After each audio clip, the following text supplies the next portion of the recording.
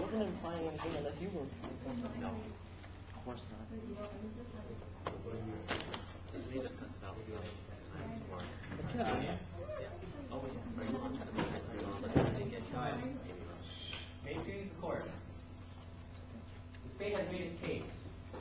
Ryan Howard proved that Bratton had a motive, that he was angry about the attack and lost his livelihood. Bratton has a history of violence.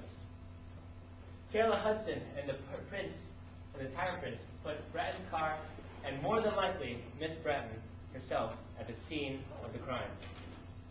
Detective Malone found incriminating evidence that makes Bratton a prime suspect, and thanks to Dr. Casey Scott, we know that these items link him to the murder and are possible items that could have committed the murder. The defense does not have any strong physical evidence that places Bratton where she said she was. Bratton could have been in Comica or at the murder scene. The defense just extends the idea of the suspect to make it seem like other people who could have done it did do it. But this does not exclude Bratton. This only makes it that Bratton can be caught lost in the crowd, and this does not do justice to Mr. Palmer.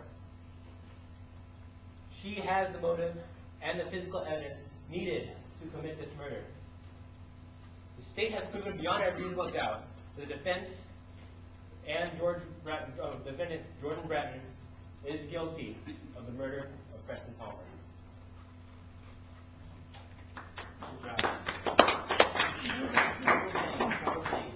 First, I want you, just like the opening, I want you to talk about vengeance. If that's our theory, I want you to talk about that. So you have to have an introduction.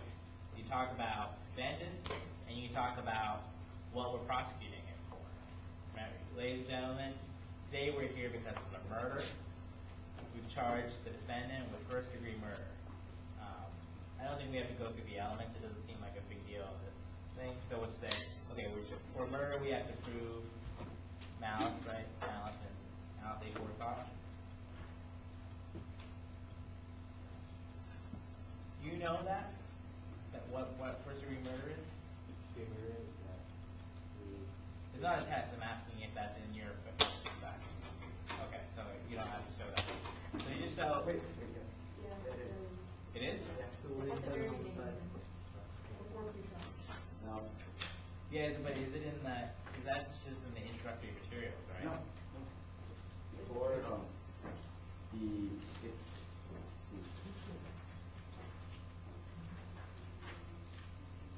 in the pretrial facts, or before the cases, right? Isn't that stuff in the pretrial? Doesn't it say? No, it's not. What Bratton being charged with? I thought it was after it says the following is for pretrial. Yeah, because it's on page 23. Page 21 says this section contains materials and procedures for pretrial. What page are you on?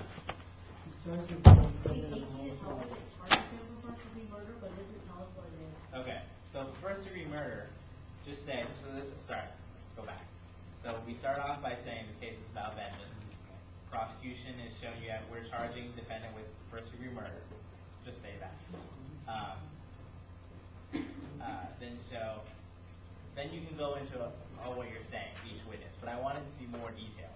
So when you say the detective has proven that Bratton was one, how did he prove it? What facts did you get to show that? Or when the doctor says it had to be him, why? Because the doctor said it had to be left-handed. The doctor said it had to be someone between this height, Bratton is. Something like that. So if you go through each fact that the witness comes out, or like the main facts that each witness gives that proves it's Bratton, okay? So you go to the detective, go through those, explain the evidence in the same way. So then, remember, the detective told you that he found, or the doctor said he found brown material. And when the detective searched the car, what did he say he found? Brown gloves. Gloves that would match the material comfort, you know. You're going to spin that story that way with the facts, because the whole purpose of the trial and the whole purpose of interviewing witnesses is to get these facts, get these kernels. And in taking each of these facts and weaving a story. Okay? So that's what I want you to focus on.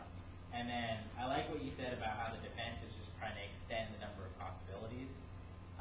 And I would say, just to make that stronger, I'd say they're trying to point the finger at so many different people, but where does all the evidence show?